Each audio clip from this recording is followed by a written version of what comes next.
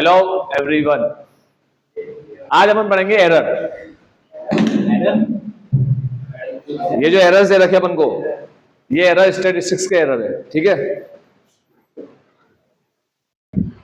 देखो बेटा, 11 में जो तुम लोग एरर पढ़ रहे हो ना, उस टॉपिक का नाम होता था types of statistical error, sampling error और नॉन सैम्पलिंग एरर, ये नाम होता था हेडिंग का। हमें यहाँ पढ़ाया जा रहा है एरर्स इन, याद रखना ये सैंपल सर्वे के एरर नहीं है, स्टैटिस्टिकल एरर है, ठीक है। क्यों? क्योंकि ये एरर ऐसा है जो सिर्फ सैंपल में आता है, सैंपल सर्वे करने में ये एरर आएगा, सैंपलिंग एरर, ठीक है। कंप्लीट इन्यूमरेशन करोगे, सबका सर्वे करोगे, इसको सेंसस सर्वे बोलते हैं, उसमें ये वाला एरर नहीं आता। क्यों नहीं आता, अपन पढ़ के देखेंगे अभी। दूसरा होता है non sampling error. Non sampling error सब में आता है, चाहे तो सैंपल सर्वे करो या सेंसस सर्वे करो। चलो, सैम्पलिंग एरर किस में आएगा, सैंपल सर्वे में, सेंसस सर्वे में? और ये किस में आएगा नॉन सैम्पलिंग, सेंसस में या सैंपल में? दोनों में आएगा, ठीक है। सिर्फ सेंसस में नहीं आएगा, दोनों में आएगा, याद रखना। तो ये वाला एरर सैंपल सर्वे का एरर नहीं है, ये दोनों का एरर है। सैंपल में भी आते हैं और सैंपल नहीं लोगे तो भी आएगा। जैसे फॉर एग्जांपल, मैं सर्वे कर रहा हूं तो मैंने एक पर्सन से पूछा, मैंने देख रहा हूं कि भाई लोगों की इनकम कितनी है, इनकम का सर्वे कर रहा हूं। तो एक ने अपनी इनकम बताई 10 लाख रुपया, और मैं लिखने में एक जीरो कम लगा दिया मैंने, ठीक है। तो 10 लाख को कितना लिख दिया, इसे बोलते हैं एरर इन रिकॉर्डिंग, ठीक। जब मैं रिकॉर्ड कर रहा हूं कोई चीज पूछ के रेस्पोंडेंट से, तो जो बोल रहा है मैं गलत रिकॉर्ड कर दे रहा हूं, तो कौन सा एरर है, सैम्पलिंग या नॉन सैम्पलिंग? रिकॉर्डिंग का एरर सैम्पलिंग या नॉन सैम्पलिंग? Non sampling. क्यों? सैंपल से मतलब ही नहीं है। मैं तो सर्वे कर रहा हूं, तो इससे पूछ रहा हूं, उसने मुझे कुछ बताया तो मैंने गलत रिकॉर्ड कर दिया, इसका सैंपल से क्या लेना देना? मतलब सैंपल सर्वे करूंगा तो ही गलत रिकॉर्ड करूंगा, और सेंसस सर्वे में गलत रिकॉर्ड नहीं कर सकता। भाई पूछ रहा हूं, मैं तो सर्वे कर रहा हूं, सर्वे करके मैंने कुछ लिखा, इंफॉर्मेशन कलेक्ट करने के लिए मैं जो सर्वे कर रहा हूं, तो मैंने इंफॉर्मेशन कलेक्ट करने के लिए सर्वे किया, तो मैंने गलत रिकॉर्ड कर दिया, तो किसका एरर है, सेंसस का है सैंपल का? हाँ, अरे दोनों का, पागल हो। किसका एरर है पूछ रहा हूं, मतलब किस में आएगा एरर, सेंसस में या सैंपल में? दोनों में आएगा। कौन सा वाला एरर है, सैम्पलिंग एरर है, नॉन सैम्पलिंग एरर है? ये नॉन सैम्पलिंग एरर, रिकॉर्डिंग वाला एरर इन रिकॉर्डिंग, ठीक है। समझ गए? तो गलत रिकॉर्ड करना नॉन सैम्पलिंग एरर है, ये दोनों में आता है, सेंसस में भी आता है और सैंपल में भी आता है, ठीक है। तो इसी तरह के कई सारे एरर अपन पढ़ेंगे। आओ कार्यक्रम शुरू करते हैं। सबसे पहले सैम्पलिंग एरर। अब यहां पर एक एरर का वो बता रखा है, डेफिनेशन क्या है। एरर इन अ सर्वे में भी डिफाइंड एज, एरर को अपन कैसे डिफाइन करेंगे, deviation between the value of population parameter as obtained from the sample and its observe value. अब क्या बोला, समझा देता हूं, ये लाइन का मतलब समझा रहा हूं। और ये जो एरर की डेफिनेशन दी गई है, कौन से वाले एरर की दी गई है, ये कौन से एरर की दी गई है? दोनों की कंबाइन है या सिर्फ एरर की डेफिनेशन है, या सैम्पलिंग और नॉन सैम्पलिंग एरर की है? ये सैम्पलिंग एरर की डेफिनेशन है, गलत लिखी गई है, ठीक है। किस एरर की डेफिनेशन है, सैम्पलिंग। आप मैं तो समझाता हूं क्या लिखा है यहां पर line.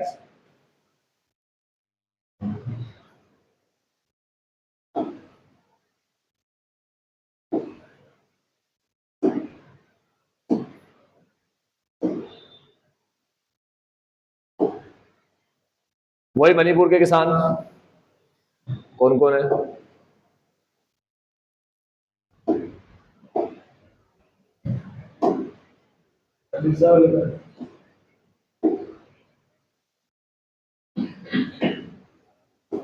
A B C D E, वो मणिपुर के 5 किसान, 500, 550, 600, 650, 700। अगर मैं सबका सर्वे करके आता हूँ, सारे किसानों की इनकम वेजेस पूछ के आता हूँ कि भाई कितना कमा रहे हैं ये लोग, ठीक है। तो ये पूरी इन्फॉर्मेशन में लेकर आया, तो किसकी इन्फॉर्मेशन है, पॉपुलेशन की या सिंबल की? ये पॉपुलेशन की। इससे मैंने मीन निकाला, पॉपुलेशन का मीन आया, इसका मीन निकालोगे तो 600 आएगा, पॉपुलेशन का मीन है, इसको बोलते हैं पैरामीटर। अब मैंने 2 सैंपल लिए, ए और बी, ठीक है। इसका मीन निकाला ए और बी का तो आया 525। ये क्या है स्टेटिस्टिक्स, कल ही बताया था मैंने तुम्हें सैम्पलिंग एरर। इन दोनों का जो डिफरेंस है 600 और 525 का वो कितना है 75 75। इसे सैम्पलिंग एरर बोलते हैं, समझ गए? हाँ ये स्टेटिस्टिक है। ठीक, अगर मैं सारे लोगों का सर्वे नहीं करूंगा, सिर्फ 2 ही फार्मर से उसकी इनकम पूछ के एवरेज कर दूंगा तो ये स्टेटिस्टिक आया। ठीक है, और यही स्टेटिस्टिक के लिए मैं ऐसे बोल रहा हूं कि मणिपुर के फार्मर जितने ही फार्मर है सबके लिए मैंने लाइन बोल दी। अब 2 फार्मर का सर्वे करके सारे फार्मर के लिए क्या लाइन बोल दी कि मणिपुर का फार्मर ऑन एन एवरेज कितने कमाता है 525। 2 लोगों का सर्वे करके पॉपुलेशन के बारे में क्या कर दिया कंक्लूड कर दिया। ठीक है, इन्फेरेंस बोलते हैं इसको, स्टैटिस्टिकल इन्फेरेंस। कंक्लूड कर दिया, किसके बारे में कंक्लूड किया पॉपुलेशन के बारे में। ठीक है, तो इसे तुम लोग बोल सकते हो, स्टैटिस्टिक्स को तुम लोग बोल सकते हो एस्टिमेटेड पैरामीटर। ठीक है, और ये कहलाएगा ऑब्जर्व पैरामीटर। ये ऑब्जर्व पैरामीटर है और वो तुमने एस्टिमेट किया, क्योंकि तुमने पूरे पॉपुलेशन का तो सर्वे किया नहीं है, तो तुम्हें एग्जैक्ट वैल्यू तो पता नहीं है पैरामीटर की। पूरे पॉपुलेशन का सर्वे करोगे तो एग्जैक्ट वैल्यू आएगी ना, एक्चुअल वैल्यू। इसको तुम लोग एस्टिमेटेड वैल्यू बोल सकते हो, और एस्टिमेटेड पैरामीटर ना बोलना हो तो तुम लोग इसको बोल सकते हो एस्टिमेटेड वैल्यू या फिर एक्चुअल वैल्यू। और ये पैरामीटर वर्ड यूज ना करूं तो मैं इसको बोलूंगा ऑब्जर्व वैल्यू। ये ऑब्जर्व वैल्यू है, वो एस्टिमेटेड वैल्यू है, एक्चुअल वैल्यू कुछ भी बोल सकते हैं। ठीक है, अरे सॉरी लड़की कितनी समझदार है यार, ध्यान रख रही है बराबर। बहुत बढ़िया बेटा, सही है। अभी ये बात वो गलत लिख दिया है यहाँ पर, ठीक है, वो गलत लिख दिया था यहाँ पर। एस्टिमेटेड वैल्यू ये होता है ऑब्जर्व वैल्यू और एक्चुअल वैल्यू। इसे ऑब्जर्व वैल्यू बोल सकते हो और एक्चुअल वैल्यू बोल सकते हो, पैरामीटर है। ठीक है, पॉपुलेशन से लिया हुआ पैरामीटर है। हाँ बेटा, और कुछ सोच के आया वही बता रहा हूँ। हाँ बोल सकते हैं, ठीक है, हाँ बोल सकते हैं। ये एस्टिमेटेड वैल्यू, मैंने एस्टिमेट किया है, कंक्लूड किया है। ठीक है, और वो ऑब्जर्व वैल्यू है, सारे पॉपुलेशन को देखा, ऑब्जर्व किया और सबसे निकाली गई value observe value actual value. ठीक है, तो एस्टिमेटर और ऑब्जर्व का जो फर्क है, या एस्टिमेटर और एक्चुअल का जो फर्क है, वही कहलाता है सैम्पलिंग एरर।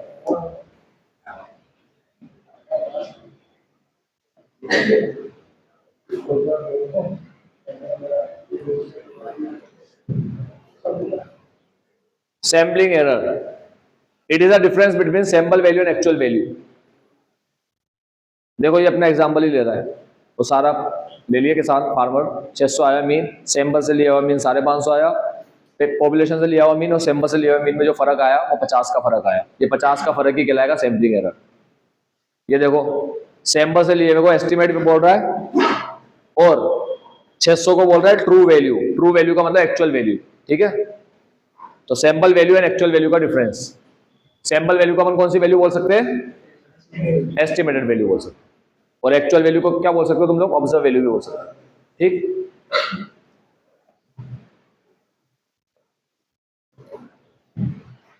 जो डेफिनेशन लिखी हुई है किसकी है ऊपर, एरर की डेफिनेशन नहीं है ये सैम्पलिंग एरर की है। Define a deviation difference between the value of population parameter as obtain from, किसकी बात कर रहा है ये, कौन सी वैल्यू की बात कर रहा है? हाँ, नाम जो सिखाया है वो बोलो, value of population parameter as obtain from a sample. गवारो, नाम सिखाया ना तुम्हें, कौन सी वैल्यू है ये, एस्टिमेटेड वैल्यू है। कौन सी वैल्यू है ये, एंड इट्स ऑब्जर्व समझिए ना, एक्चुअल वैल्यू। हाँ, सिखाने के बाद भी नहीं बोलते। स्टैटिस्टिक स्टैटिस्टिक स्टैटिस्टिक सिखाया गया, नाम सिखाया ना तुम्हें, क्या बोलते हैं, कौन सी वैल्यू बोलते हैं? वैल्यू पूछ रहा हूं, कौन सी वैल्यू बोलते हैं? एस्टिमेटेड वैल्यू की बात कर रहा है वहां पर, और ये ऑब्जर्व वैल्यू यानी कि एक्चुअल वैल्यू की बात कर रहा है। ठीक है, चलो सैम्पलिंग एरर। अब थोड़ा टाइम पास करेगा, पागल जैसी बात करेगा। Since only a part of the population in investigation in a sampling, every sampling design subject to set type of error. मुझे बताओ, अगर मैं अच्छे तरीके से सैंपल लूं, बिल्कुल सैंपल डिजाइन शानदार रखूं, तो क्या सैम्पलिंग एरर आ सकता है?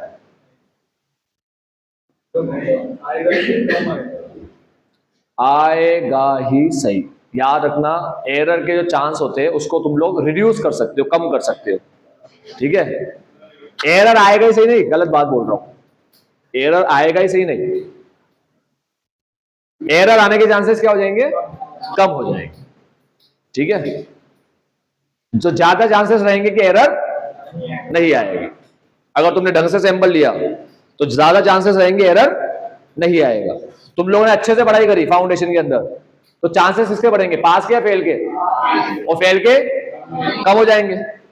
ठीक है, और चांसेस जितने ज्यादा बढ़ते गए पास के, ठीक, तो क्या मिलेगा रिजल्ट में? बच्चा पास। लेकिन बच्चा पास ही हो ये कंफर्म, थोड़े बहुत चांस तो फेल के रहते हैं। तुम फेल के चांस को क्या नहीं कर सकते? जीरो नहीं कर सकते।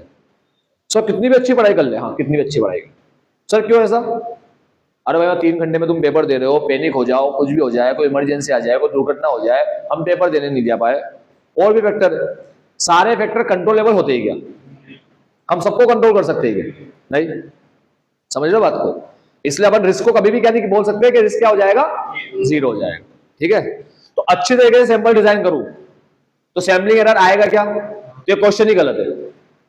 तुम्हें जवाब में क्या देना है कि सर सैंपल एरर आएगा ही नहीं आएगा ये तो पता नहीं है, लेकिन आने के जो चांस है वो कम हो जाएंगे। ठीक है, कितना भी अच्छा डिजाइन कर लो, ये कंफर्म नहीं होता कि एरर आए ही ना। ठीक है, मगर जो एरर आने के चांसेस है वो क्या हो जाते हैं? कम हो जाते हैं।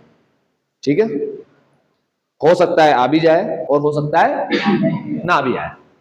ठीक है, इसी चांस को, एरर आने के चांस को क्या बोलते हैं? सैम्पलिंग रिस्क बोलते हैं। क्या बोलते हैं? रिस्क। चलो छोड़ो, अभी रिस्क की बात नहीं कर रहे, अभी एरर की बात कर रहे हैं। एरर कैसे कैसे आते हैं? सबसे पहले error arising out of defective sampling design ही गलत है, सिंपल सी बात बोल रहा है। ठीक है, मतलब क्या? तुम्हें सैंपल सेलेक्ट करना था, तुम्हें सैंपल लेना था प्रोबेबिलिटी सैम्पलिंग यूज करके। अगर तुमने नॉन प्रोबेबिलिटी सैम्पलिंग ले लिया, फॉलो कर लिया, तो इसमें क्या आ जाएगा? बायसनेस और प्रेजुडिस आ जाएगा सैम्पलर का, जो अफेक्ट करेगा सैम्पलिंग टेक्निक को। यानी जहां पर तुम्हें प्रोबेबिलिटी सैम्पलिंग यूज करनी थी, तुमने कौन सी यूज कर ली? नॉन प्रोबेबिलिटी सैम्पलिंग, तो एरर आ जाएगा। और नॉन प्रोबेबिलिटी सैम्पलिंग में तुम्हें पता ही है बायसनेस वगैरह आ जाता है, तो उसकी वजह से क्या आ जाएगा? अगर बायसनेस आ गया तो क्या आ जाएगा? एरर आ जाएगा। समझ गए? तो पहला बड़ा सिंपल है सैम्पलिंग डिजाइन। कौन सा मेथड यूज करना है, तुमने कौन सा मेथड यूज कर लिया, गलत मेथड यूज कर लिया, या प्रोबेबिलिटी सैम्पलिंग यूज कर रहे हो तो उसमें क्या आ गया? बायसनेस आ गया। If probability sampling design is followed, the bias of the sampler affect the sampling technique, thereby resulting some kind of error. दूसरा, error arising out due to substitution। क्या मतलब? देखो, सैंपल लेने से पहले अपन एक रूल बनाते हैं। मैंने रूल ये बनाया सैंपल डिजाइन के अंदर कि मैं रैंडम सैंपल यूज करूंगा। कौन सा यूज करूंगा? अब मैं हाउस होल्ड का सर्वे करने जा रहा हूं एक एरिया के अंदर, और हाउस होल्ड पता है कितने हैं? ए से लेके जेड तक। पहला हाउस होल्ड है, एक हाउस होल्ड है ए, एक है बी, एक है सी, एक है डी, एक है ई, ऐसे ए से लेके जेड तक के हाउस होल्ड है। ये अपना एग्जांपल है। तो कितने हाउस होल्ड हो गए ए से जेड तक? 26 हो गए। ठीक है, मेरे को 5 सैंपल लेना है। मैंने एक ए ले लिया, रैंडम लिया, एक ए ले लिया, एक जी ले लिया, एक आई ले लिया, एक के ले लिया, ए जी आई के, और एक एक्स ले लिया, ए जी आई के एक्स। एक्स को कैसे छोड़े अपन? वो जरूरी है ना? मैथ्स ने सिखाया, मैथमेटिक्स ने सिखाया। ठीक, अब 5 ले लिया सैंपल। अब मैं ए जी आई और के का सर्वे कर रहा हूं। के का सर्वे करने के बाद पता पड़ा यार एक्स तो बहुत दूर रहता है, और के पास ही मुझे वाई मिल गया। मैंने मालूम किया भाई के पास कौन रहता है भाई, और एक्स पता पड़ा बहुत दूर रहता है, बहुत डिफिकल्ट है वहां जाना, तो मैंने क्या कर दिया, एक्स को हटा के किसका सर्वे कर लिया, सब्स्टिट्यूट कर लिया। जब तुमने रूल ये बनाया कि तुम रैंडमली सेलेक्ट करोगे, तो फिर यहां पर अपनी कन्वीनियंट टाइप को देख रहे हो। हाँ, क्या आ गई बीच में, रैंडमनेस के बीच में कौन आ गया, तुम्हारा कन्वीनियंट आ गया, बायसनेस आ गया, तो गलत हो गया। सैम्पलिंग के चैप्टर नंबर, इसके पहले वाले चैप्टर ने पढ़ाया था कि सैम्पलिंग के जो रूल होते हैं, वो इसमें एक वर्ड लिखता है तुम्हारी बुक वाला, इसके पहले वाले चैप्टर में लिखी थी लिमिटेशन में स्टैटिस्टिक्स की, कि सैम्पलिंग के जो रूल होने चाहिए कैसे होने चाहिए, स्ट्रिक्टली अधेयर्ड टू, ये वर्ड था। इसमें तो आएगा ये तो यूनिट 2 है, यूनिट 1 में उसमें एक वर्ड आया था स्ट्रिक्टली अधेयर्ड टू, लिमिटेशन के अंदर, स्टेट के लिमिटेशन के अंदर चौथे पॉइंट में, पॉइंट नंबर 4 में, कि सैम्पलिंग के रूल कैसे होने चाहिए, स्ट्रिक्टली अधेयर टू का मतलब स्ट्रिक्टली फॉलोड होने चाहिए, सैम्पलिंग के रूल स्ट्रिक्टली फॉलो होने चाहिए, अधेयर टू का मतलब फॉलो होने चाहिए। ठीक है, ये आया था फर्स्ट चैप्टर के लिमिटेशन के 4th पॉइंट में। ठीक, तो मेरी बात सुनो, हमने स्टैटिस्टिक्स के रूल को बराबर फॉलो किया क्या, नहीं, तो ये है एरर ऑफ सब्स्टिट्यूशन। बढ़ो आगे, error owing to faulty demarcation of units. अब ये डिमार्केशन वाला जो एरर है, ये एरर जनरली एरिया के अंदर आता है। एरिया के अंदर आता है मतलब तुम्हें तलवंडी के लोगों का सर्वे करना है, अब तुम्हें पता ही नहीं तलवंडी किस जगह पे खत्म हो रही है और दूसरा एरिया कहां से शुरू हो रहा है। तुम तलवंडी एरिया के सर्वे करने के लिए निकले, करते गए करते गए करते गए जवाहर नगर तक पहुंच गए या केशवपुरा तक पहुंच गए। ठीक है, तो समझ में दादाबारी चले चलते बने तुम वहां पर, तुम्हें यही पता नहीं पड़ रहा भाई तलवंडी किस लाइन पे किस जगह पे खत्म हो रहा है। ठीक है, इसे बोलते हैं फॉल्टी डिमार्केशन। ठीक है, गलत लिमिट सेट कर देना, और ये अधिकतर कब आती है प्रॉब्लम, जब हम किसी एरिया का सर्वे करते हैं, एरिया वाले केस में ये ज्यादा प्रॉब्लम ही आती है, डिमार्केशन की प्रॉब्लम। ठीक है, अब देखना एक कमाल की बात लिखी है जो समझ में ही नहीं आएगी, वो है इट हैज, शुरुआत देखो किससे करिए, फॉल्टी डिमार्केशन समझ गए ना, डिमार्केशन लिमिट ही गलत सेट कर दी, पता ही नहीं है कहां रुकना है कहां जाना है, या तो अंडर लिमिट हो गई या ओवर लिमिट हो गया। ठीक है, इसे फॉल्टी डिमार्केशन। या तो तलवंडी में पूरा कंप्लीट ही नहीं किया, तुम्हें लगा तलवंडी यही खत्म हो गया, जबकि अभी तो आगे और है, या तुम आगे तक निकल पड़े, तुम्हें पता ही नहीं भाई कहां तक चल रही है। बॉर्डर थोड़ी बना रखा है तलवंडी का, बॉर्डर बनी हुई है, इस लाइन से आगे बढ़ते ही लाइन क्रॉस करी, अब दूसरा एरिया शुरू हो गया। समझ लो मैं क्या कह रहा हूं, एरिया में फाइंड होती है प्रॉब्लम। तो देखो क्या लिखा है, पहले लाइन को छोड़ देता हूं, अभी जो समझ में नहीं आ रही अपने, in case of agriculture survey आइए ना, एग्रीकल्चर सर्वे में क्या हो रहा है, sampler usually tendency to under estimate और over estimate the character under, या तो अंडर एस्टिमेट कर लेगा या ओवर एस्टिमेट कर लेगा। ठीक है, अब एक बात सुनना ध्यान से, मतलब वो खेत जो है ना उसको अंडर एस्टिमेट कर लेगा या ओवर एस्टिमेट कर लेगा फार्म को। ठीक, अब इसमें एक लाइन लिखिए, इट हैज इट्स ओरिजिन इन, क्या मतलब है, शुरुआत इससे हो रही है, it has its origin in faulty demarcation.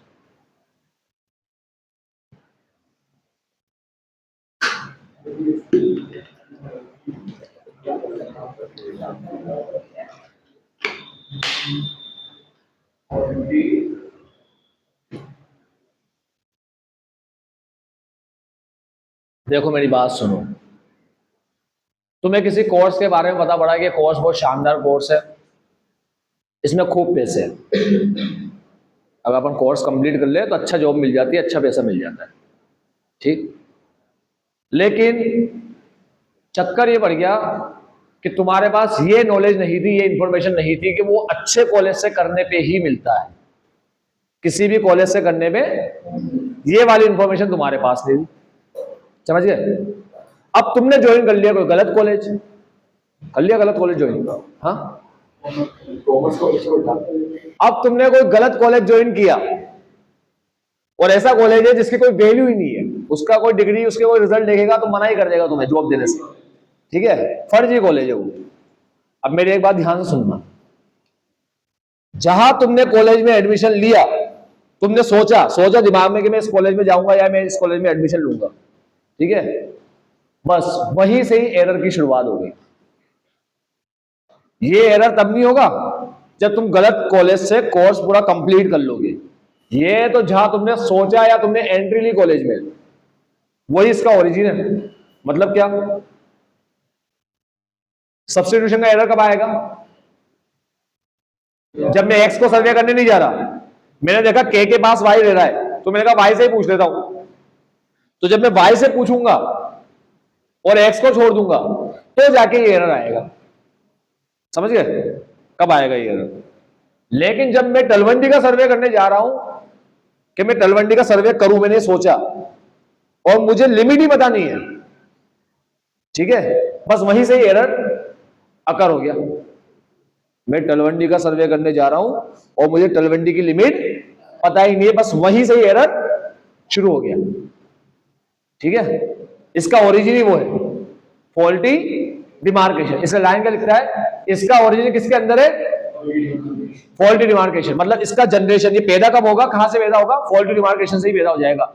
जहां तुमने गलत लिमिट सेट करी कि भाई हम तलवंडी का सर्वे करेंगे, तो यहां से यहां तक करेंगे, बस वहीं से शुरू हो गया। समझ गए? सब्स्टिट्यूशन का एरर तो कब होगा? जब सब्स्टिट्यूट करोगे तो होगा। इसीलिए इसी वाले एरर में लाइन लिखता है बस, नहीं तो सब में लिख देता ना। देखो ये एरर है सब्स्टिट्यूशन का, तो इसमें क्या लिखता? It has its origin in substitution. लिखता ना, ऐसे लिख रहा है क्या कहीं पे भी? नहीं, सिर्फ इसमें लिखता है line, it has its origin in faulty demarcation. समझ गए क्या मतलब है? ये एरर की पैदाइश समझ गए? हाँ, जहां तुम्हारा डिमार्केशन फॉल्टी रहा, जहां तुम्हें पता ही नहीं लिमिट का है, लिमिट का भी पता नहीं है, बस पता ना होते ही एरर हो गया। ठीक है, ऐसे नहीं सर्वे करने के बाद होगा या सर्वे करने जाऊंगा तो होगा। सारे एरर तभी होंगे जब तुम सर्वे करने जाओगे। ठीक है, error owing to wrong choice of statistic. मतलब क्या? अब सैंपल तो मैंने ले लिए, अब सैंपल से क्या निकालना है? मीन निकालू या मीडियन निकालू? मीन भी कौन सा निकालू? अरिथमेटिक निकालू, ज्योमेट्रिक निकालू, हार्मोनिक निकालू, या मीन निकालू, मीडियन निकालू, मोड निकालू? तीनों को एवरेज बोलते हैं। और मान लो कहीं पे मीडियन निकालना सही है और मैं क्या निकाल के बैठ गया हूं? मीन, तो इसे बोलते हैं रॉन्ग चॉइस ऑफ। समझ गए? सैंपल से निकली हुई कोई भी चीज स्टैटिस्टिक कहलाती है। क्या कहलाती है? स्टैटिस्टिक। और तुम्हें क्या निकालना, तो तुमने क्या निकाल लिया, अगर तुमने गलत निकाल लिया तो उसको बोलते हैं रॉन्ग चॉइस ऑफ स्टैटिस्टिक। कोई डाउट तो नहीं है इसमें? आगे बढ़े। लास्ट बताओ, हाईलाइट ही नहीं किया। Variability in the population. पागल ऐसी बात कर रहा है, बोलता है पॉपुलेशन में जितनी ज्यादा वेरिएबिलिटी होगी ना, उतने एरर के चांसेस होते हैं। वैसे तो हम कम कर लेते हैं, क्या यूज करके? स्ट्रेटिफाइड सैंपलिंग वगैरह यूज करके वेरिएबिलिटी को कम कर देते हैं, है ना। मगर स्ट्रेटिफाइड यूज करना कोई सिंपल चीज है क्या? तुम समझो ना बात को। स्ट्रेटिफाइड में ग्रुप बनाना पड़ता है, पहली बात तो ये सुनो, बनाना पड़ता है। कितने ग्रुप बनाओगे ये डिसाइड करना पड़ता है, नहीं करना पड़ता है क्या? क्या हर बार 4 ही बनाएंगे? कभी 2 बनाने पड़ जाए, कभी 4, कभी 10, कभी 15, कभी 20, पता ही नहीं कितने ग्रुप बनाने। और ग्रुप कैसे बनाने ये पता है भाई? क्लास में तो पता था पहले से तीसरी क्लास तक के बनाओ, ठीक है। तो हमें ये भी तो पता होना चाहिए कि पहले ग्रुप में किसको रखूं, दूसरे ग्रुप में किसको रखूं। कॉम्प्लिकेटेड सैंपलिंग में आता है स्ट्रेटिफाइड और मल्टी स्टेज, ये दोनों के दोनों कौन सी सैंपलिंग में आते हैं? कॉम्प्लिकेटेड सैंपलिंग में आते हैं। तो कोई इतना इजी नहीं है स्ट्रेटिफाइड, ठीक है। तो यार ना, वेरिएशन जितना ज्यादा होगा पॉपुलेशन में, एरर के चांसेस उतने बढ़ जाएंगे। ये कॉमन जनरल पॉइंट है। एरर में अकर ड्यू टू वेरिएबिलिटी। मैं समझ रहे हो मेरी बात में क्या कह रहा हूं? पॉपुलेशन जितनी ज्यादा हेट्रोजीनियस, एरर होने के जनरल रूल है। एक रूल ये जो तुम पढ़ रहे हो ना यहां पर, जैसे प्रिंसिपल पढ़े तुमने, सारे प्रिंसिपल पढ़े, ये भी एक प्रिंसिपल की तरह ही एक जनरल रूल होता है, एक जनरल बात होती है। जनरल रूल समझिए, जनरल बात कि अगर ये ज्यादा होता है ना तो इसमें ये दिक्कत आती है, ठीक है। तो जनरल बात क्या है? जनरल बात ये है कि वेरिएबिलिटी ज्यादा रहेगी तो एरर के चांसेस भी ज्यादा रहेंगे। अगर मैं तुम्हें ये पॉइंट ना पढ़ाता, ठीक है, और मैं तुम्हें पढ़ाए बिना ही पूछता कि बताओ वेरिएबिलिटी ज्यादा होगी तो एरर के चांसेस ज्यादा या कम, तो कोई भी बता देता बच्चा बिना पढ़े भी, ठीक है, क्योंकि एक बिल्कुल जनरल और कॉमन बात है। तो क्या लिखा है? एरर में occur due to variability among population units beyond a degree, ठीक है। अगर वेरिएबिलिटी बहुत ज्यादा ही है, बियॉन्ड द डिग्री, तो एरर के चांसेस बढ़ जाएंगे। मैं फिर भी मैं लिखता है वो, याद रखना। खैर अपन को तो लिखने की जरूरत ही नहीं है, टिक लगाएंगे, मगर वर्ड याद रखना, मे अकर, ठीक है। This could be reduce by following somewhat complicated sampling design, आ गया ना, कॉम्प्लिकेटेड डिजाइन फॉलो करो, ये दोनों कॉम्प्लिकेटेड होती है, इसमें खुद में ही लिखा हुआ है डेफिनेशन में, ठीक है। चल बढ़ जाएंगे, अब आ जाए नॉन सैम्पलिंग एरर पे। हाँ तो ध्यान से सुनना सारे बच्चे। नॉन सैम्पलिंग एरर क्या क्या होते हैं, एज डिस्कस्ड अर्लियर, हमने पहले ही बताए हैं। अब तुम बोलो कहाँ बताया, अरे बताया इस वाले टॉपिक में बताया, मैंने पढ़ा नहीं है, ये एक्यूरेसी में बता रहा है, ये यहाँ नॉन सैम्पलिंग एरर बता रहा है, ठीक है। अब पढ़ेंगे अपन, खैर कोई बात नहीं। This type of error happen both in sampling and complete, आ गया, किस किस में होते हैं ये दोनों में होंगे यार, सैंपल सेंसस में दोनों में, ठीक है। जब दोनों में ही होंगे तो फिर एरर इन सैंपल सर्वे काहे को लिखा, ठीक है। 11th क्लास में बराबर लिखता है, टाइप्स ऑफ स्टैटिस्टिकल एरर, ठीक। अब some factor responsible for this particular, जैसे अब तुम्हें बताते ये एरर क्यों होता है, कारण, पॉइंट नंबर 1,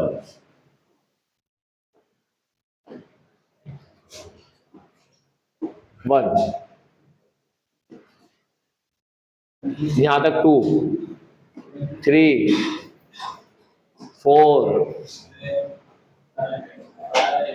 5, 6, 7, 8, आओ 8 चीज समझाता हूं तुम्हें। सबसे पहला लैप्स ऑफ मेमोरी,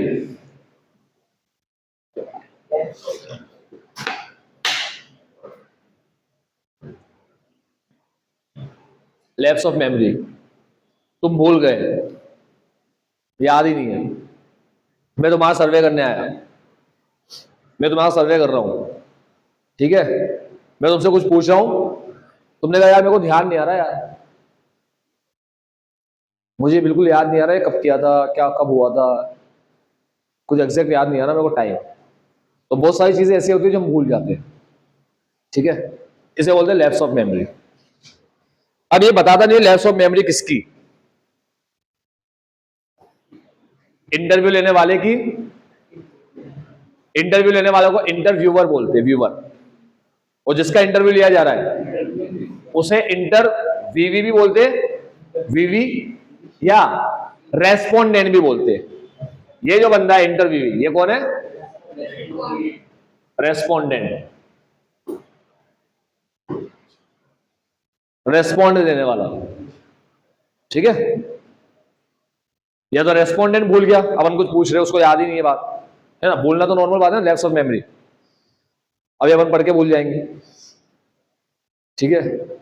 कभी कभी इतना भयंकर वाला भूलते कि कभी पूछते हैं टॉपिक पढ़ाया तुम्हें, कभी पढ़ाया था ये टॉपिक पहले कहीं आया था, अपन बोले नहीं नहीं कहाँ आया था, फिर टीचर याद दिलाता है, अच्छा इस वाले चैप्टर में यहाँ नहीं पढ़ा था, हाँ याद ही नहीं आ रहा है, कभी कभी तो तब भी याद नहीं आता, वही बता देता है पढ़ा था क्या, यहाँ पढ़ा था, ध्यान ही नहीं आ रहा, बिल्कुल ही ध्यान नहीं आता, ठीक है। या इंटरव्यूअर हीरो है, इंटरव्यू लेने वाला हीरो है, इंटरव्यूअर, इन्वेस्टिगेटर क्या कर रहा है, वो पूछे जा रहा है, अरे पूछ के लिख लो, तुम्हें थोड़ी याद रहेगा, समझ में आया, लिखना होता है पूछ के, सारी चीज सुन के चला गया, अब घर में बैठ के लिख रहा है, हर चीज थोड़ी याद रहेगी जो भी बताई सामने वाले ने, ठीक। तो चलो पहला एरर कौन सा है, लैप्स ऑफ मेमोरी। दूसरा प्रेफरेंस ऑफ, कुछ लोगों की उम्र 30 पे आके रुक जाती है, फिर वो बढ़ती नहीं है, फिर वो 31 का होता है, उससे पूछते कितने साल का, बोला 30 साल का, फिर वो 32 का होता है, बोला कितने साल का, बोला 30 साल का, 33 में भी 30 साल, 34 में भी 30 साल, 35 का भी 30 साल, ऐसे बढ़ते बढ़ते 36, 37, 38 तक पहुंच जाता है, तो उसको लगता है मेरे को 35 तक तो जाना ही चाहिए, ठीक है, बहुत ज्यादा हो गया अभी, फिर 35 पे आगे रुक जाएगा वो, 40, 41, 42 तक नहीं बढ़ेगा, आगे नहीं बढ़ेगा 35 के, बहुत मुश्किल से जाएगा 36, 37 पे, 36, 37 में, ठीक है। इसे बोलते हैं प्रेफरेंस ऑफ सर्टेन डिजीट। 31 साल में भी 30 बोल रहा है, 32 साल में भी 30 बोल रहा है, 33 साल में भी 30 ही बोल रहा है, और 30 ही 30 बोल रहा है हर बार। ठीक है, बहुत से लोग इनकम को लेके बोल देते, 60-70 कमा रहे 1 लाख, कोई मिलता है 1 lakh, preference of certain digit. ठीक है, इग्नोरेंस सबसे बड़ी समस्या इस संसार की, वो है इग्नोरेंस। इग्नोरेंस का मतलब उसके पास नॉलेज ही नहीं, उसको पता ही नहीं है, मालूम ही नहीं है कुछ, इग्नोरेंस में जी रहा है, उसको पता ही नहीं है पढ़ाई कितनी कर रहा है, इग्नोरेंस। उसको पता ही नहीं है रोज डेली अपना नुकसान कितना कर रहा है हर इंसान, पता थोड़ी है। थोड़ी मैं रात को सोने से पहले कैलकुलेट करता हूं, यार आज पूरे दिन तो मैंने मस्ती कर ली, हाँ एग्जाम तो यहां से यहां तक के टाइम पे, तुमने थोड़ी अपना टाइम टेबल टारगेट सेट कर रखा है कि यार मेरे पास अभी यहां से एग्जाम तक के इतने दिन अवेलेबल है, इसमें से आज का दिन गया कोई आउटपुट नहीं निकला, छुट्टी तो मैंने ले ली, मैंने पूरे दिन टाइम पास किया, और मस्ती वगैरह भी ज्यादा कर नहीं पाया, घर पे ही पड़ा था, मोबाइल वगैरह चला रहा था, ऐसे टाइम पास कर रहा था, और फोकट पढ़ा भी नहीं, और सोच भी रहा था पढ़ूंगा पढ़ूंगा करके। इग्नोरेंस में चीज है, पता ही नहीं है बंदे। खैर अभी यहां पर इग्नोरेंस की बात कर ले सैंपल में। खैर इग्नोरेंस में नहीं जीना चाहिए, सबसे जाके कम से कम घर पे जाके कम से कम इतना तो कर लो कि आज के दिन से एग्जाम के दिन तक के कितना टाइम बाकी है वो सेट कर, वो देख लो पहले कितना टाइम बाकी, तुम्हारे पास कितने दिन बाकी है, फिर वो दिन के हिसाब से तुम्हारी प्रिपरेशन कैसी रहेगी, यहां से यहां तक में क्या हो जाना चाहिए तुम्हारे हिसाब से, फिर तुम्हें देखना है वो हुआ या नहीं हुआ। ठीक है, तुम्हें 40 तक तो पहुंचना ही पहुंचना है, पहले बेसिक लेवल है, फिर 50, फिर 60, ऐसे लेवल बढ़ेंगे धीरे धीरे। ठीक है, फिर 60 के ऊपर अबव 60। ठीक, तो अबव 60 तक पहुंचना है तो धीरे धीरे 40 से 50, 50 से 60 हम देखेंगे, पहले 40 तक आ गए क्या हम हर सब्जेक्ट में, फिर हमें 50 तक आना है, फिर हमें 60 तक आना है, फिर अबव 60 जाना है। कितना टाइम लगेगा, यहां से यहां तक में क्या हो जाना चाहिए। आज जैसे मैं मेरा कोर्स करा रहा हूं तो मैं क्या देखूंगा, मेरे पास कितने दिन अवेलेबल है, कौन से चैप्टर में मेरे को कितना टाइम लगेगा, इनका कोर्स मैं कब तक करा दूंगा, समझ गए। तो मैं पूरा अपना टाइम टेबल बनाऊंगा, कौन कौन सी बीच में छुट्टी आ सकती है, कौन कौन सी बिना मतलब ही आ जाएगी, पता ही नहीं पड़ेगा छुट्टी आ गई, तो ये पूरा सेट कर दूंगा, लिख दूंगा, समझे। इग्नोरेंस में नहीं रहना अपन, अपन इग्नोरेंस में अपन को कुछ पता नहीं है। कोई पूछना तुमसे कितनी तैयारी हुई, तुम्हारी कितनी परसेंट, तुम ढंग से बता ही नहीं पाओगे, तुम्हें पता ही नहीं, खुद को ही पता नहीं, तुम कैसे बताओ किसी को कितनी तैयारी हुई, तुम बता दो किसी को कितने परसेंट तैयारी हुई। ठीक, तो कोई सर्वे करने निकले कि एग्जाम के इतने महीने पहले बच्चों की कितने परसेंट तैयारी होती है, आओ मालूम करें, वो आ गया तुम्हारे सामने माइक रख के, हम सर्वे कर रहे हैं एग्जाम से 2 महीने या 3 महीने पहले बच्चों की कितनी तैयारी होती है, बताओ आपकी कितनी परसेंट तैयारी हो गई। हो जाएगा ऐसा, कोई सोचा नहीं है कभी।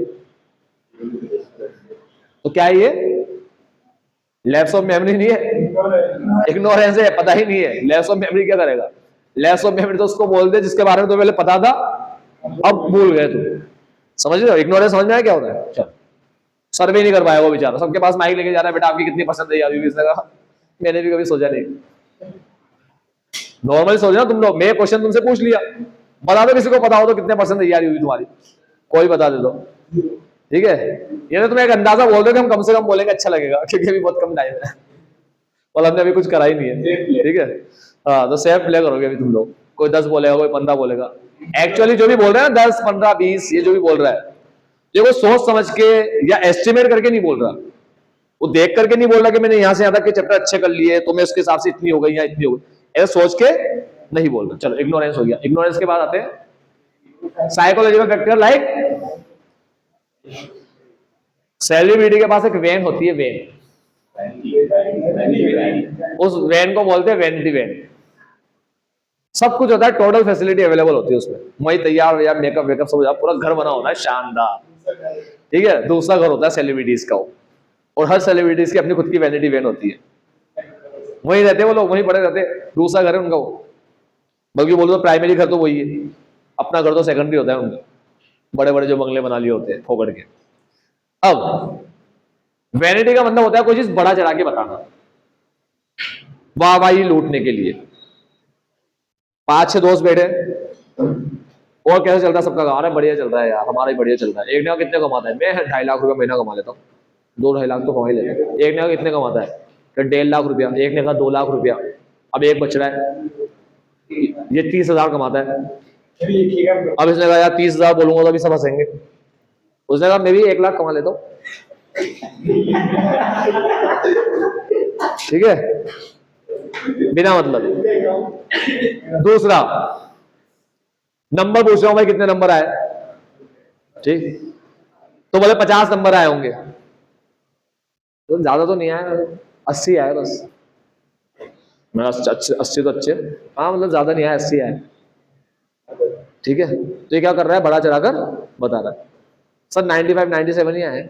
मैं कहा बेटा तो म्यूजिक में आए होंगे। बोला हाँ म्यूजिक में आए, पेंटिंग में आए। तो एक होता है वेनिटी और एक होता है नॉन रेस्पॉन्स। 50 नंबर वाला कह रहा है अरे सर छोड़ना आ रहा है। मैं बता, अरे नहीं सर रहने दो क्या मतलब आया, बता ही नहीं रहा हूं।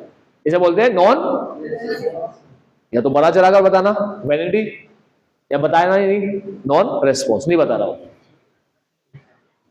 अब एक होता है रॉन्ग मेजरमेंट, तुमने मेजर ही गलत कर लिया। ठीक है, मान लो मैं हाइट चेक कर रहा हूं, मैंने हाइट को दीवार पे क्या कर दिया, दीवार पे मार्किंग कर दी मैंने हाइट की, तो मुझसे थोड़ी गलत मार्किंग हो गई,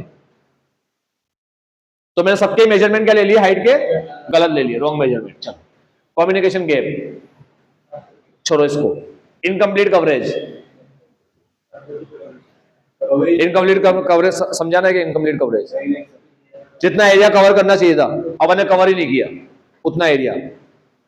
भाई एरिया अंडर इन्वेस्टिगेशन जो होता है, इन्वेस्टिगेशन का जो एरिया होता है, इसका मैं इन्वेस्टिगेशन करने जा रहा हूं, तो जितना एरिया था मैंने उतना कवर ही नहीं किया, इसे बोलते हैं इनकम्प्लीट कवरेज। और ये बहुत से बार न्यूज वाले बोलते हैं हम कंप्लीट कवरेज दिखा रहे, मतलब हम पूरी चीजें कवर कर रहे हैं, सब दिखा रहे हैं आपको। ठीक है, तो न्यूज वाले बोलते हो कंप्लीट कवरेज दिखा रहे, मतलब पूरा कवर कर रहे हो, हर चीज दिखा रहे हैं। कम्युनिकेशन गेम, क्या होता है कम्युनिकेशन गेम?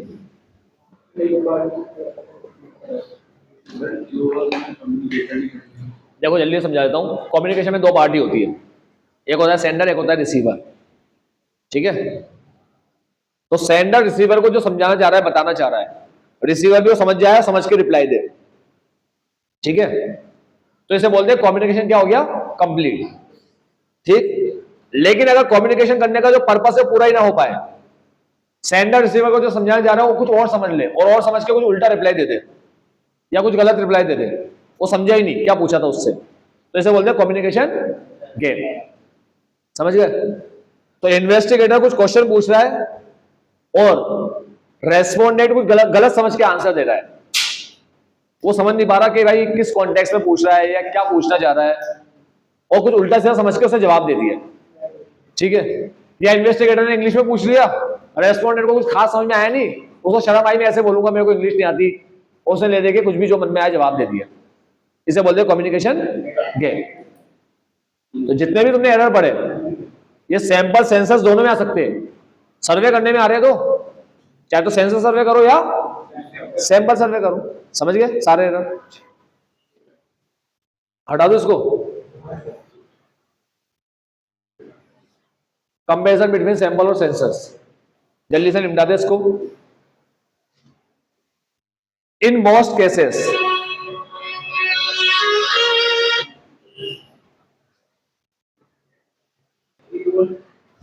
आ जाओ बेटा, सबसे पहले स्पीड। देखो मेरी बात सुनो, अपन ने पढ़ा मोस्ट केसेस में हम सैंपल सर्वे को प्रेफर करते हैं, मोस्ट केसेस में, हाँ हमेशा नहीं बोला, मोस्ट केसेस में सैंपल सर्वे को हम प्रेफर करते हैं। हमने कहा क्यों करते हैं भाई, पहला स्पीड, जल्दी कौन होगा, सैंपल सर्वे या सेंसस सर्वे? सिंपल सी बात है। अब बात करते हैं कॉस्ट की, कॉस्ट किसमें कम आएगी? देखो क्या कह रहा है यहां पर, पढ़ो ये लाइन को पढ़ के बताओ, सैंपल में कॉस्ट कम आएगी, सैंपल में ज्यादा रही क्या? क्यों, तुमने तो कम बताया अभी। देखो मैं सेंसस सर्वे कर रहा हूं, सेंसस सर्वे, कौन सा सर्वे? तो सेंसस के लिए मैं किसी को पकड़ के ले आऊंगा, समझ गए? सर्वे तो करना है, इन्फॉर्मेशन तो पूछनी है, जाके सबसे पूछ लिया, सबसे पूछ लेगा वो बंदा। समझे मैं क्या कह रहा हूं? तो अगर वो बंदा कह रहा है सर मैं 1 यूनिट सर्वे करने का 2 रुपया लूंगा आपसे, और यूनिट कितनी है 1 लाख, मैं आपको पूरा 1 लाख का सर्वे करके दे दूंगा, ठीक है, तो मेरा खर्चा कितना आएगा? वहीं पे सैंपल सर्वे के लिए ट्रेंड प्रोफेशनल को रखना पड़ता है, ट्रेंड बंदे को, और ट्रेंड बंदा ऐसे बोलता है मैं सैंपल लेके सर्वे करूंगा और सैंपल लेने में एक्सपर्ट हूं, हाईली क्वालिफाइड बंदा हूं मैं, ठीक है, लेकिन आप अगर बोलो मैं 2 रुपए लूं तो ये पॉसिबल नहीं है, मैं 2 रुपए लूंगा। ठीक है, वो ले रहा है मान लो 10 रुपए 5 रुपए कुछ भी ले लो। ठीक है, वो कह रहा है मैं 1 लाख में से 1000 सैंपल लेके सर्वे कर लूंगा और सैंपल अच्छे से लूंगा, क्या बन जाए, पॉपुलेशन का प्रॉपर रिप्रेजेंटेटिव बन जाए। ऐसा सैंपल लेने की कोशिश करो, पूरा अच्छे से लूंगा, मतलब सही तरीके से सैंपल डिजाइन को शानदार बनाऊंगा मैं। ठीक, सैंपल डिजाइन बहुत अच्छी होनी चाहिए, ऐसा करने के लिए ट्रेंड बंदा चाहिए होता है, याद रखना। तो अगर उसने 1000 भी लिया, 1000 सैंपल भी लिए, तो 1 यूनिट का सर्वे करने का 10 रुपया चार्ज कर रहा है, बहुत ज्यादा चार्ज कर रहा है, तो भी हमारा खर्चा कितना आएगा, 10,000। ये पर यूनिट कॉस्ट है 2 रुपया पर यूनिट, तो पर यूनिट कॉस्ट किसमें ज्यादा आ रही है,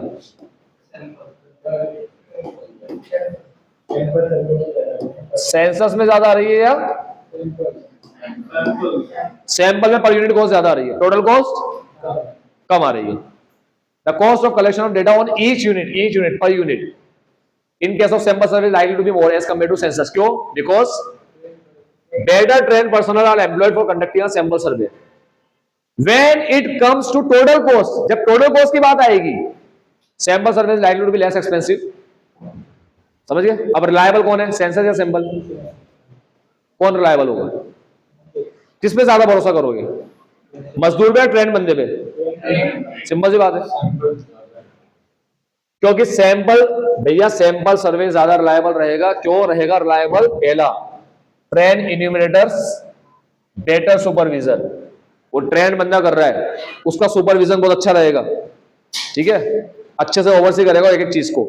एंड एप्लीकेशन ऑफ, हाँ भाई साहब, ये ट्रेन बंदों के पास कुछ एप्लीकेशंस वगैरह होती है, कोई ऐप वगैरह होते हैं, सॉफ्टवेयर वगैरह होते हैं, उन सॉफ्टवेयर का यूज करके लोग सर्वे का पूरा इंफॉर्मेशन सॉफ्टवेयर में फीड करते हैं, तो सॉफ्टवेयर बताता है कि सैंपल साइज कितनी लेनी चाहिए तुम्हें। अपन इंफॉर्मेशन लिखते हैं कि भाई इतनी पॉपुलेशन है, हमने रिस्क असेस किया है, रिस्क इतना है।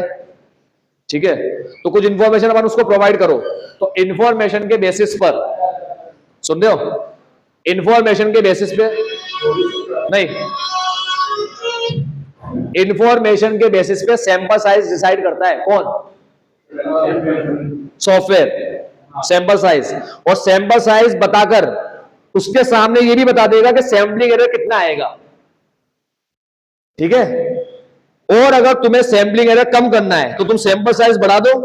तो जैसे ही उसने कहा तुम्हें 70 सैंपल लेना है, 70 यूनिट लेना है सैंपल की, ठीक है, सैंपलिंग यूनिट कितनी लेना है, 70 का सैंपल लेना है, तुमने कहा यार हम तो 100 का लेंगे, तो जैसे तुम 70 को हटा के 100 लिखोगे, तो उसने यहां पर तुम्हें रिस्क बता रखा है, सैंपलिंग रिस्क, वो क्या करेगा, वो रिस्क कम कर देगा क्योंकि तुमने सैंपल साइज बढ़ा दी। और तुम बोलोगे हम 70 नहीं लेंगे, हम 50 ही लेंगे, तो सैंपलिंग रिस्क पता है। सब कैलकुलेटर वही कर लेता है सॉफ्टवेयर, इतना समझदार होता है वो। मुझे एक बात बताओ, डिवाइड मल्टीप्लाई करना बड़े बड़े नंबरों का, डेसिमल वाले नंबरों का, रूट वाले नंबरों का इजी है, टिपिकल है, लेकिन कैलकुलेटर पकड़ा दो तो इजी है। तो ये मॉडर्न टेक्निक का यूज करता है बंदा, इसीलिए रिजल्ट कैसे मिलते हैं सैंपल के अंदर, रिलायबल। ठीक है, ट्रेंड बंदा कर रहा है, बेटर सुपरविजन है और मॉडर्न टेक्निक का यूज कर रहा है। एक्यूरेसी, कल सैंपलिंग फ्लक्चुएशन बताया था। अगर तुम अलग अलग सैंपल ले रहे हो, ठीक है, तो अलग अलग स्टैटिस्टिक आएगा। जैसे मीन निकाल रहे हो तुम सैंपल लेके, मीन क्या है, स्टैटिस्टिक, तो अलग अलग स्टैटिस्टिक्स आएंगे, अलग अलग मीन आएंगे। तो सैंपल की वजह से जो मीन में फ्लक्चुएशन आ रहा है उसी को अपन बोलते हैं सैंपलिंग। ये लिख रहा है every sampling is subjected to what is known as, which is termed as, खैर सैंपलिंग एरर अलग होता है, सैंपलिंग फ्लक्चुएशन अलग होता है। पागल ये कह रहा है सैंपलिंग फ्लक्चुएशन मतलब क्या, सैंपलिंग एरर, ठीक है, अलग अलग होते हैं दोनों। It is obvious that complete information is totally free from this sampling error. मैं वो बात बताओ, ये सैंपल लेगा तो इसका मीन अलग आएगा, ये जाकर कुछ सैंपल लेगा तो पता नहीं अलग सैंपल ले ले तो इसका मीन भी अलग आएगा। लेकिन अगर तुम सारे बच्चे, मान लो 5 बच्चे गए, 5 बच्चों ने सैंपल लिए, तो 5 का मीन एक जैसा होगा या अलग अलग होगा? जनरली 5 के सैंपल अलग अलग हो सकते हैं, तो अलग अलग हो सकते हैं तो मीन भी अलग अलग हो सकता है। लेकिन 5 लोग पॉपुलेशन का सर्वे कर रहे हैं, पूरी पॉपुलेशन का, तो 5 का मीन सेम आएगा ना। तो ये कह रहा है कि सैंपलिंग या फ्लक्चुएशन हो ना, फ्लक्चुएशन ये कंप्लीट इन्यूमरेशन में नहीं पाए जाते, हमें पता है। कंप्लीट इन्यूमरेशन में फ्लक्चुएशन थोड़ी होगा, कोई भी जाके सर्वे करो सबका रिजल्ट सेम रहेगा। However error due to recording observation, अब बता रहा है ये जो लिखा है ना यहां से हाउएवर से, ये क्या बता रहा है तुम्हें? Non sampling error. आधे वहां पढ़ा है, आधे यहां पढ़ा रहा है, इनके नाम वहां नहीं आए थे। देखो आ गया error due to recording observation, वही 10 लाख 1 लाख, उसने 10 लाख बोला तो वो इन्वेस्टिगेटर रिकॉर्ड करने गया, रिकॉर्ड तो रिकॉर्ड करने में उससे 1 0 कम लग गया, ठीक है, इसको बोलते हैं error in recording. Biasness on the part of, bias हो रहा है भाई वो, ठीक है। Wrong and faulty interpretation of, वो इंटरप्रेट ही गलत कर रहा है, सामने वाला बोल क्या रहा है, इंटरप्रेट क्या कर रहा है, ठीक है। सामने वाले ने बोले हमारी सैलरी 86,000 है, उसको लगा 86 का मतलब 76 होता है। भाई बहुत है बहुत से लोगों को प्रॉब्लम होती है ना हिंदी इंग्लिश में, तो बहुत से बच्चे ऐसे होते हैं, सीबीएसई का बच्चा है हमारा, इंग्लिश मीडियम, ठीक, सीबीएसई इंग्लिश मीडियम। अब सामने वाला उसको बोल रहा है हमारी इतनी सैलरी इतने हजार, तो उसको फिगर गलत समझ में आ रही है, उसको लग रहा है यार 86 का मतलब 76 होता होगा, पूछ भी रहा कि भाई इसका मतलब क्या होता है, और 86 को उसने क्या लिख दिया, 76 लिख दिया। अब सुनो ध्यान से, ये जो एरर है, ये जो एरर है आर प्रिविलेंट इन बोथ, ये एरर दोनों में आते हैं, ये अपन पहले ही पढ़ चुके, नॉन सैम्पलिंग एरर दोनों में आते हैं, सैम्पलिंग के अंदर भी आते हैं, सैंपल सर्वे में भी आते हैं, सेंसस सर्वे में भी आते हैं। And this type of error is term as, इसीलिए जब नॉन सैम्पलिंग एरर पढ़ा था ना तो इससे पहले ही बोल दिया एज डिस्कस अर्लियर, वो यहां की बात कर रहा था, ठीक। It may be noted that in a sample survey the sampling error can be reduced to a great extent by taking several steps like increasing the sample size। अब मेरी बात सुनो ध्यान से, बात सुनना, एक इंपॉर्टेंट चीज बता रहा हूं तुम्हें। एक होता है सेंसस, एक होता है सैंपल, एक होता है सैम्पलिंग एरर और एक होता है non sampling error. Sampling error किसमें आएगा? सेंसस सैंपल में से, और ये एक्यूरेसी के मामले में अगर अपन देखा जाए, ये चार्ट को, ये डायग्राम को देखकर एक्यूरेसी देखी जाए तो किसमें ज्यादा है? सेंसस में, सैंपल में। इस चार्ट को देखकर एक्यूरेसी बताई जाए, इस डायग्राम को देखकर जो मैंने बनाया अभी, तो किसमें ज्यादा बताओगे एक्यूरेसी? बच्चा बोलेगा सेंसस में बताएंगे, क्यों? क्योंकि सेंसस में तो एक ही तरह का एरर आ रहा है बस, जनरल बात कर रहा हूं। तुम क्या भाव को जज्बाती हो जाते हो, तुम लाइन पढ़ के बैठ जाते हो और फिर मेरे को ये लाइन के हिसाब से बताने बैठ जाते हो। मैं तुमसे नॉर्मल सवाल ये कर रहा हूं कि डायग्राम के हिसाब से अगर बताया, किसी को अपन डायग्राम बताया, किसी को बोले देखो सेंसस में एक ही तरह का एरर आता है, सैंपल में 2 तरह के एरर आते हैं, बताओ कौन सा बढ़िया रहेगा, किसी से ही पूछे अपन, तो क्या बोलेगा, है ना। ये बात सुन के यार सेंसस में अगर एक तरह का एरर आ रहा है, सैंपल में 2 तरह के आ रहे हैं, तो ऑब्वियस बात है कौन बढ़िया है, कौन एक्यूरेट है। लेकिन मैं तुम्हें समझाता हूं एक बात, सैम्पलिंग एरर कम करने का तरीका है, इसको वहां पढ़ाना चाहिए था नीचे एरर के अंदर, नहीं पढ़ा, यहां पढ़ा था। सैम्पलिंग एरर कम करने का तरीका है कैसे, कि सैंपल पॉपुलेशन का क्या होना चाहिए, सैंपल पॉपुलेशन का जितना अच्छा रिप्रेजेंटेटिव होगा, जितना अच्छा होगा उतना सैम्पलिंग एरर कम आएगा, समझ गए। अब सैंपल अच्छा रिप्रेजेंटेटिव कब होगा? प्रिंसिपल पढ़ लिए ऊपर, हाँ, principle of statistical regularity, principle of inertia of large number, ठीक है। फिर एक पढ़े ऑप्टिमाइजेशन, डिजाइन अच्छी होनी चाहिए, वैलिडिटी, डिजाइन अच्छी होनी चाहिए, ठीक है। जनरली प्रोबेबिलिटी सैम्पलिंग का यूज करो, है ना। तो जब सैंपल साइज बड़ी होगी और सिलेक्शन मेथड प्रॉपर होगा, जहां पर रैंडम लेना है वहां रैंडम ले रहे हैं, जहां स्ट्रेटिफाइड लेना है, जहां पर सिंपल रैंडम लेना है सिंपल रैंडम ले रहे हैं, जहां स्ट्रेटिफाइड लेना है वहां स्ट्रेटिफाइड ले रहे हैं, समझ गए। डिजाइन अच्छी होगी, हाँ। तो मेथड सही होगा सिलेक्शन का, साइज बड़ी होगी तो सैंपल क्या बन जाएगा, पॉपुलेशन का, तो फिर ये वाले एरर के चांसेस क्या हो जाएंगे, कम। तो ये एरर के चांसेस हो जाएंगे बहुत ज्यादा कम, ठीक है। तो ये एरर तो बहुत कम हो गया।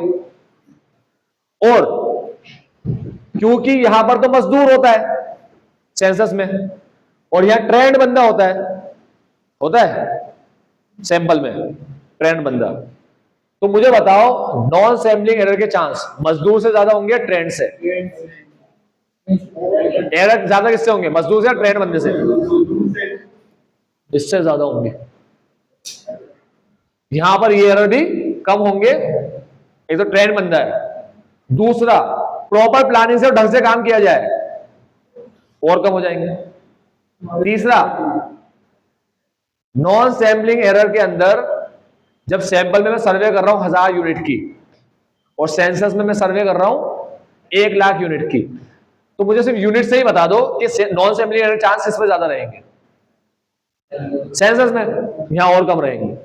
कितने कम हो गए देखो। एक तो ट्रेंड बंदा, दूसरा प्रॉपर प्लानिंग, है ना, बंदा ट्रेंड है, प्रॉपर भी प्लानिंग से काम कर रहा है, और तीसरा क्या कि लाख यूनिट में रिकॉर्डिंग। चलो एक गलती, नॉन सैम्पलिंग एरर एक उठा लेता हूं, बस एक एरर इन रिकॉर्डिंग। अब मैं 1,00,000 से पूछ रहा हूं और रिकॉर्ड कर रहा हूं, और मैं 1000 से पूछ के रिकॉर्ड करूं, तो एरर इन रिकॉर्डिंग ज्यादा किसमें आएगी? 1,00,000 से पूछने पर या 1000 से पूछने पर? सिंपल सी बात है ना। जितने ज्यादा इंक्लूड करोगे सर्वे के अंदर लोगों को, नॉन सैम्पलिंग एरर उतना बढ़ता है। समझिए बात? हाँ, तो देखो, सैंपल साइज बढ़ाकर सैंपल डिजाइन अच्छे लेकर ये एरर भी कम कर दिया, और ट्रेंड बंदे ने की वजह से ये एरर भी कम हो गया। या तो मजदूर करता है या इतना बड़ा हो गया एरर, ये भाई साहब गए काम से। अब ये सब अगर तुमने देखा और तुमने देखा कि कितना कम कर दिया हमने एरर को, तो कौन सा बढ़िया रहेगा? बढ़िया रहेगा। अब यहां पर एक बच्चे ने सवाल कर दिया मुझसे, सर आपने कहा सैंपल साइज इंक्रीज करो तो ये एरर तो कम हो जाता है, सैम्पलिंग एरर, लेकिन सैंपल साइज बढ़ाने से ये नॉन सैम्पलिंग एरर बढ़ नहीं जाएगा? तो नॉन सैम्पलिंग एरर कम करने का अपन ने क्या रीजन बताया? सिर्फ एक ही रीजन नहीं बताया अपन ने, ये कहा बंदा ट्रेंड भी है और प्रॉपर प्लानिंग भी है, और कोई इन दोनों में ऐसा रिश्ता नहीं है बिल्कुल परफेक्ट कि जितना सैम्पलिंग एरर कम करने जाऊंगा उतना ही नॉन सैम्पलिंग एरर बढ़ेगा। ऐसा कोई परफेक्ट रिश्ता थोड़ी है कि तो उतना ही बढ़ेगा, ये कोई तरीका थोड़ी होता है। आई बात समझ में? चलो, तो अब इस चीज की जब मैंने स्टडी करी पूरी डिटेल में, जब मैं डिटेल में गया तो मुझे पता पड़ा कि यहां भले ही 2 एरर है, लेकिन मैं इस एरर को भी कम करने का मेरे पास तरीका है और इस एरर को भी कम करने के तरीके हैं।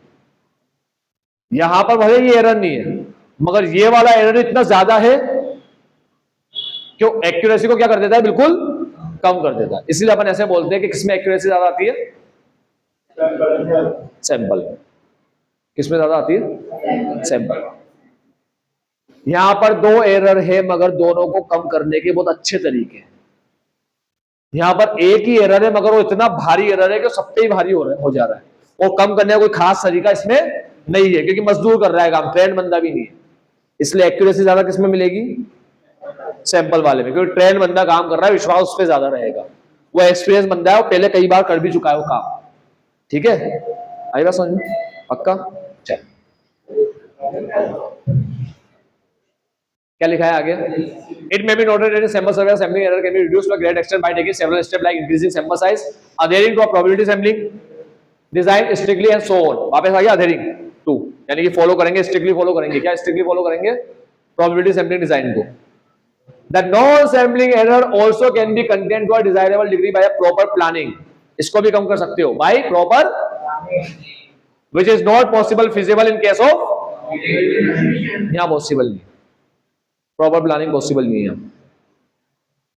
एक होता है नेसेसिटी, कहीं कहीं पे सैंपल सर्वे जरूरत बन जाती है। जरूरत कब? जब पॉपुलेशन क्या हो? इनफाइनाइट हो, या तो एरिया वेरी लार्ज हो, या इनफाइनाइट पॉपुलेशन हो, या हाइपोथेटिकल पॉपुलेशन हो। इनफाइनाइट हाइपोथेटिकल में कंप्लीट इन्यूमरेशन कैसे करोगे? चलो, इलेक्ट्रिकल लैंप वाली कौन सी पॉपुलेशन थी? इनफाइनाइट थी, क्योंकि उसमें कौन से लैंप आ रहे थे? पास्ट, प्रेजेंट और फ्यूचर आ रहे थे, है ना।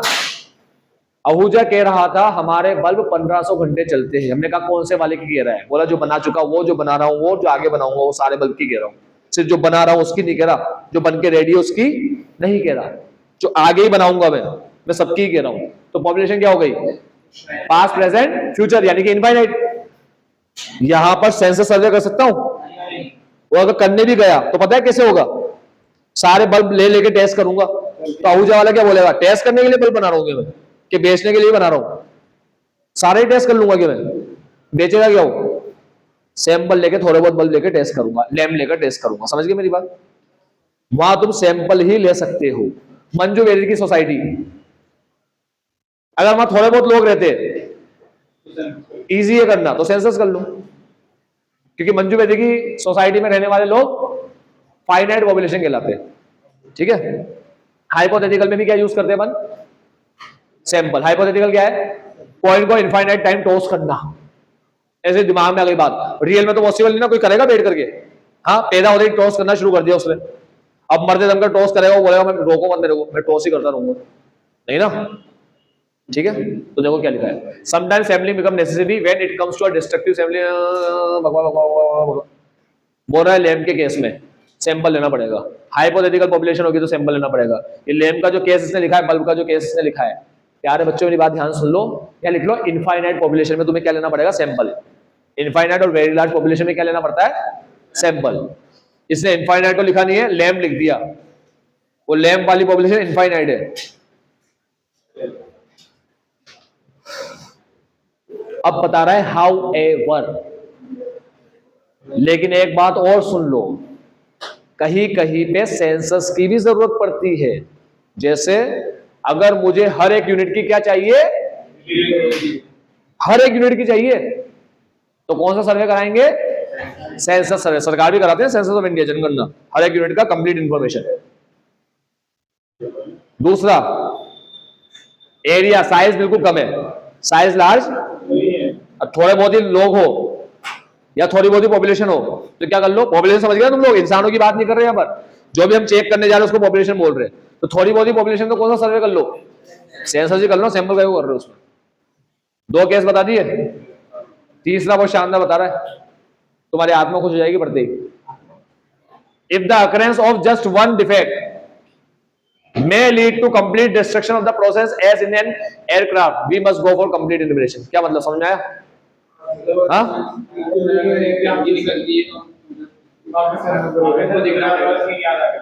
आ गया ना? कौन सा वाला सीन याद आ गया? आ गया प्लेन वाला, अहमदाबाद वाला। हाँ, अगर मैं एयरक्राफ्ट का सर्वे कर रहा हूं जो अभी उड़ेगा लोगों को लेकर, तो वहां मैंने कहा सैंपल सर्वे कर लेते, कुछ कुछ चीजें चेक कर लो, पूरा का को करे, तुमने कुछ कुछ कर लिया, ठीक है, ऊपर उड़ा हो, बहुत कुछ हो गया, नीचे ही कर लेते सारी चीजें चेक, ठीक है, तो कुछ नहीं होता ऊपर, ठीक भैया। एयरक्राफ्ट का सर्वे कंप्लीट होगा, एक भी पार्ट में प्रॉब्लम आ गई, उड़ते उड़ते दिक्कत हो गई, तो क्या वहां से मिस्त्री निकलेगा? हाँ, हवा में सही करने के लिए, समझ गए? धमाल मूवी का सीन याद आ जाता है, प्लेन खराब हो गया, वहां पर एक रेड बटन था, हाँ हाँ दबा दिया, वो नहीं दबाना था, अब इंजन बंद हो गया, दो इंजन है, एक बंद हो गया, एक चालू है, चालू है, चालू है, चालू कंपनी का है, जब तक चालू है तब तक चालू है, धमाल वाला सीन याद आ जाता है, ठीक है। तो एयरक्राफ्ट का सर्वे करेंगे, तुम कहीं बाहर जा रहे हो, तुम्हारे व्हीकल का सर्वे करना है, ठीक है, यानी कि चेक कराना है, सर्विस करवानी है, बाहर ले जाएंगे गाड़ी को, तो वह कंप्लीट इन्यूमरेशन होता है। तुम ऐसे बोलो एक दो चीज चेक कर ले बस, और क्या ही रखा है, पूरी गाड़ी वाड़ी चला के थोड़ी देखने का तेरे को, पूरी गाड़ी चेक करने का, नहीं, ठीक है, चक्कर बढ़ जाएगा, नहीं तो सारे टूर वही खत्म हो जाएंगे। अब इस चैप्टर के अंदर अपना सिर्फ एक टॉपिक बचता है, आखिरी लास्ट, जो अपन पढ़ेंगे बाद में, जो है ये वाला टॉपिक, बस ये लास्ट टॉपिक है। एक मिनट, आज के लिए इतना, बाबा टेक केयर, बनाइए, आपका दिन मंगल में।